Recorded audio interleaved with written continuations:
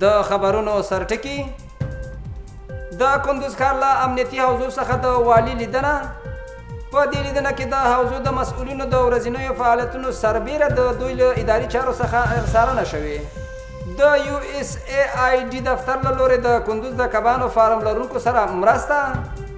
په دې مرستو کې څه باندې 200 کیلوګرامه د کبانو ښې روزنې لپاره خوراکي توکي ورکړل شوي دي.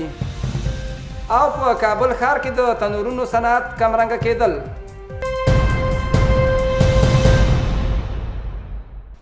د کندوز ملي راډیو تلویزیون لیدونکو سلامونه مې ومنئ.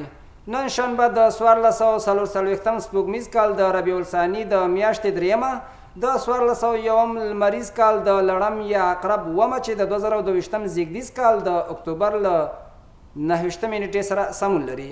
پام وکړئ بشپړ خبرونو ته زه اسماعیل کلیوال یم. د کندوز والي د امنیتي وضعیت د ارزونې په موخه د ښار اړوند امنیتي حوزو څخه لیدنه او څارنه کړې.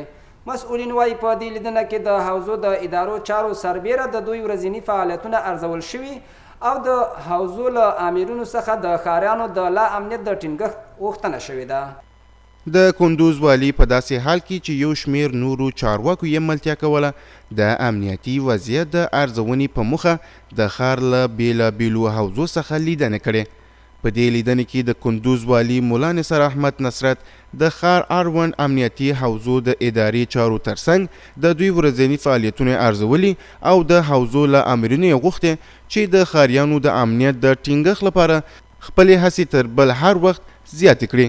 همداراز والي د حوزو د کارکوونکو د حاضرۍ د څارنې سربیره د دوی ستونزې اوریدلي او ورته یې د حل ډاډ یې ورکړی دی.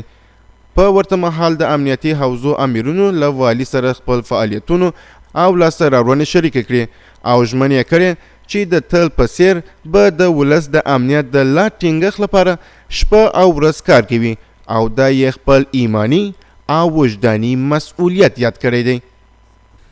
د کندوز ملي راډیو تلویزیون پخوانی خبریال حیات الله حیات ومړ. حیات الله د سږو په ناروغۍ اخته و او له 6 میاشتو راهیسې په پاکستان کې تر درملنې لاندې و.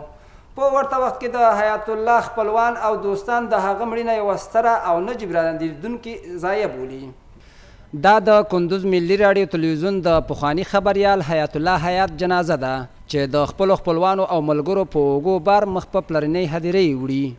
د نوموړي د جنازې په مراسمو کې د کندوز ملي راډیو تلویزیون آمر او کارکونکو ګډون کړی و او د ده په مړینې سخت خواشیني شوي دي. نن دلته راغلي وو د ښاغلي حیات الله حیات په جنازې مراسمو کې مو اشتراک کړی ده. ښاغلی حیات الله حیات تقریبا 15 کاله د کندوز ملي راډیو تلویزیون کې د خبریالۍ په حیث دنده ترسره کړې ده. موږ ټول د کندوز ملي راډیو تلویزیون ټول همکاران د ښاغلي حیات الله حیات کورنۍ ته تسلیت وایو او الله جل جلاله ورته ډېر اجرونه غواړو. واقعا امروز متأثر هستیم که یکی از رفیقای خوب، یکی از همکارای بسیار خوب، یکی از کارمندای متعهد تلویزیون ملی را که یک عمر جهت اطلاع رسانی، جهت خدمت به مردم، جهت رسیدن صدای مردم به گوش مسئولین کار کرد و امروز متاسفانه از دست دادیم. مرگ آقای حیات الله حیات ضایعه بزرگ و جامعه رسانه‌ای ولایت کندوز است. حیات الله حیات څه د پاسه 15 کاله د کندوز په ملي راډیو تلویزیون کې د اطلاعاتو په برخه کې کار کړی و او د پخواني حکومت پر مهال له دې ملي رسنۍ څخه استعفا کړې وه او په آزاده دنده بوخت و.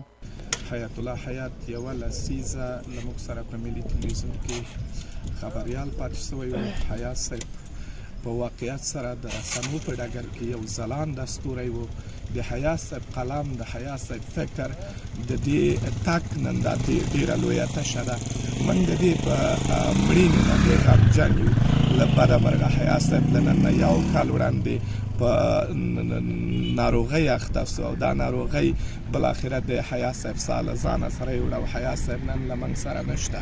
دا د موږ او ټولو همکارانو لپاره په ټوله کې ډیره دردونکې پیښه ده او د دوی کورنۍ ته تسلیت وایو. دوستانو عزیزانو ته د زړه صبر غواړو. حیات الله حیات 40 کاله عمر درلود او د تاریخ په برخه کې لوړې زده کړې کړې وې. نوموړي واده کړی و او له هغه څخه 3 اولادونه پاتې دي. د کندوز ملي راډیو تلویزیون د کارکونکو لپاره نن سهار د دې ولایت د امر بالمعروف او نهي عن المنکر ریاست لخوا دینی درس ورکړل شو. مسؤلین په اسلامي ټولنه کې د اسلامي نظام په ارزښت د خبرو ترڅنګ دغه ملي رسنۍ له کارکونکو یې وغوښتل چې په ټولنه کې د اسلامي او شرعي دودونو د ودې لپاره خپلې هڅې تر بل هر وخت ګړندۍ کړي. پام وکړئ په دې اړه چمتو شوي راپورته. د کندوز ولایت د امر بالمعروف او نهي عن المنکر ریاست د اسلامي عقایدو او د دولتي ادارو د کارکونکو د روزنې په لاره کې د خپل فعالیتونو په دوام یو ځل بیا د کندوز ملي راډیو تلویزیون کارکونکو ته اسلامي او عقیدتي درسونه ورکړل. د درسونو د دې لړۍ په دویمه اونۍ کې د کندوز ولایت د امر بالمعروف او نهي عن المنکر ریاست یو تن دینی عالم د دې ادارې کارکونکو ته ځینې مهم اسلامي او نظریاتي مسایل مطرح کړل. نوموړي د دې درس په ترڅ کې زیاته کړه چې د اسلام مبارک دین له نظره مسلمانان یو له بل سره ورونه دي او د مسلمانانو ترمنځ هر ډول تبعیض او تعصب د دینی لارښوونو له مخې ناروا دي او هر څوک باید د اسلام د سپیڅلي دین دغه مهم تعلیم ته غاړه کېږدي. او زیاته یې کړه چې خبریالان باید د افغانستان د مسلمان ملت ترمنځ د تفریقې او ډلو ټپلو په مخنیوي کې رغنده رول ولوبوي او د اسلامي او شرعي دودونو په وده کې تر بل هر وخت خپلې هڅې لا ګړندۍ کړي.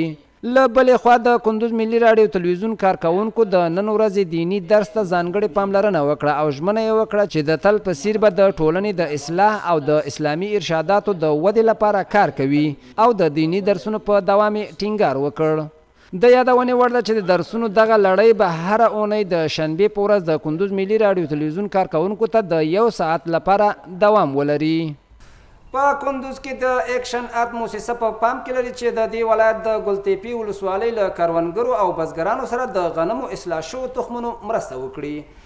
په همدې موخه د یادې موسسې یو شمېر استازي ګلتیپي ولسوالۍ ته سفر کړی او له ولسوال سره د دغو مرستو د ویشلو په څرنګوالي ورسره خبرې او بحث کړی دی. د ګلتپي ولسوالۍ رسنیز دفتر وایي چې د اکشن اپ موسسه په پام کې لري چې د دې ولسوالۍ له کروندګرو او بزګرانو سره د غنمو اصلاح شوو تخمونو مرسته وکړي.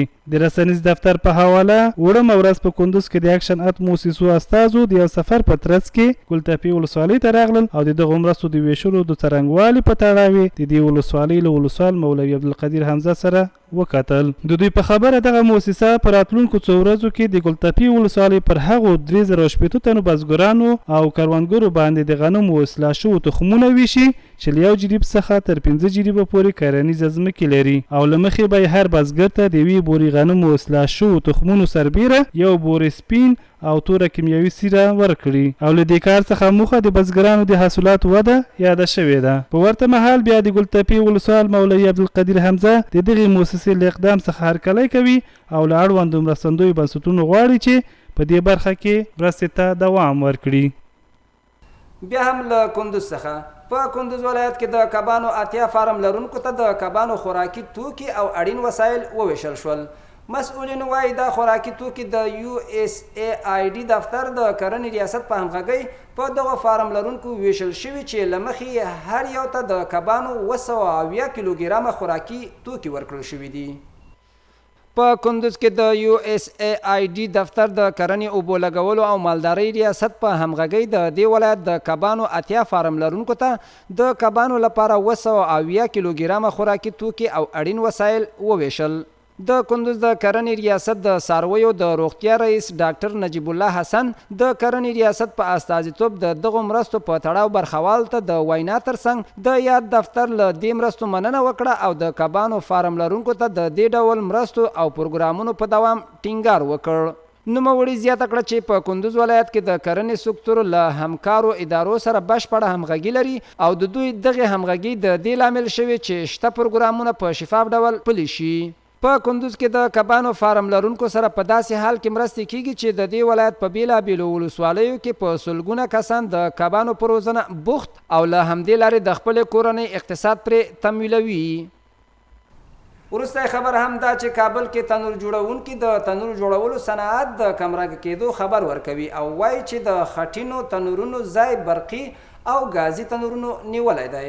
په دې اړه پام وکړئ چمتو شوي راپورته. د خټینو تنورونو جوړونه د افغانستان په صنعت کې له کلونو راهیسې تاریخي مخینه لري. دا کوڅه کابل کې د خټینو تندورونو په جوړولو مشهوره ده. د دغه کوڅې خلک د خټینو تندورونو په جوړولو او پیرولو باندې بوخت دي. احمد فهیم د کابل ښار یو تن ډوډۍ پخونکی وایي اوس په یو شمېر نانوایانو کې له خټینو تنورونو څخه ګټه اخیستل کیږي چې 10 ډوله ډوډۍ پکې پخیږي. دی وایي د خټینو تنورونو ډوډۍ خوند په هیڅ بل تنور کې نشته چې هره دوره کې له 50 تر 70 پورې ډوډۍ په دې تنورونو کې پخیږي. تندور گلی که است ساخت خود افغانستان است. نانش بسیار صدره خوبش میه او کار از هم که است به حساب گازی هم میشه چوبی هم میشه. تنور جوړونکي د خپل کار د کمرنګ کېدو له امله اندېښنه لري او وایي ډیری خلک د گازي او برېښنایي تنورونو څخه په کورونو کې ګټه اخلي. دیگه تندورای گازی به بازار عرضه شده و یک مقدار تندورای ما را کم میبره مردم و بازم شکر روزگار میچله. د گازي تنورونو پلورونکي وایي گازي او برېښنایي تنورونه د کم لګښت ترڅنګ ښه او اسانه دي او خلکو ته یې اسانتیاوې رامنځته کړي دي. جنسیتش خوب است نسبت به تندورای گلیه که در بازار مردم استفاده میکنه یا در خانه استفاده میکنه دارای دود بوی اینا است. بازی تندورا خوب است کیفیتش بالاست. هم دود بوی نمیکنه هم مصرفش کم است. 1 کیلو گاز 25 تا الی 30 نان پخته میکنه. اقتصاد پوهان د اقتصادي پرمختګ او خلکو ته په هره برخه کې د ژوند اسانتیاو د نه برابرولو لامل د تاریخي او صنعتي څیزونو له پامه غورځول او د نوي صنعت پرمختګ بولي. دا و د دې ساعت خبري ټولګه تر بیا مو په سیکتن تالاس پارم هر چیرې چې یاست خوښ او ښاد اوسئ. اللهم انشاء